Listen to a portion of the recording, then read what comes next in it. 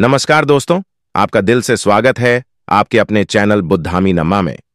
आज की कहानी का शीर्षक है मृत्यु के देवता से आत्मा का अमर रहस्य की प्राप्ति, नचिकेता और यमराज की एक महान कथा। प्राचीन समय की बात है। वाजश्रवा नाम के एक ब्राह्मण ने एक यज्ञ किया जिसमें उन्होंने अपनी सारी संपत्ति दान करने का निश्चय किया। उनके पुत्र नचिकेता भी यज्ञ में उपस्थित थे। वाजश्रवा ने दान तो किया, लेकिन उन्होंने बूढ़ी और कमजोर गायें दान में दीं जो किसी के भी काम की नहीं थीं। यह देखकर नचिकेता को दुख हुआ और उन्होंने अपने पिता से पूछा, पिताजी, आप मुझे किसे दान करेंगे? पहले तो वाजश्रवा ने नचिकेता की बात को अनसुना किया, लेकिन बार बार पूछने पर क्रोधित होकर उन्होंने कहा, मैं तुम्हें मृत्यु के देवता यम को दान करता हूं। नचिकेता ने पिता की बात को सत्य मान लिया और यमलोक की यात्रा करने के लिए निकल पड़ा। नचिकेता यमलोक पहुंचा, लेकिन यमराज वहां मौजूद नहीं थे। नचिकेता ने 3 दिन तक बिना खाए पिए इंतजार किया। जब यमराज लौटे तो उन्होंने देखा कि एक ब्राह्मण बालक उनके द्वार पर 3 दिन से भूखा प्यासा बैठा है। यमराज ने इसे अपशकुन माना और क्षमा याचना की। उन्होंने नचिकेता से कहा कि वह 3 वरदान मांग सकता है।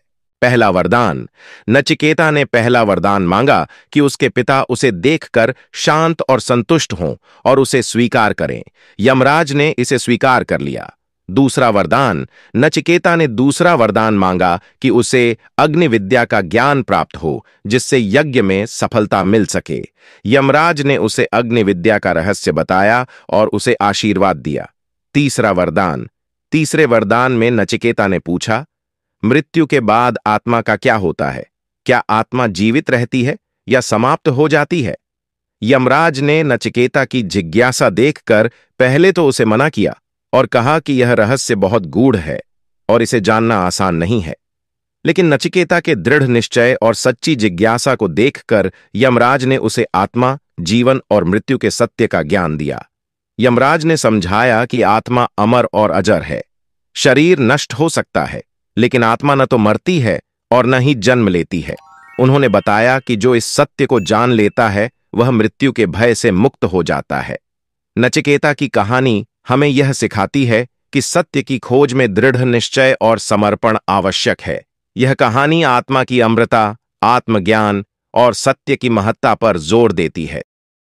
दोस्तों, अगर आपको इस कहानी से कोई शिक्षा मिली हो तो चैनल को जरूर सब्सक्राइब करें।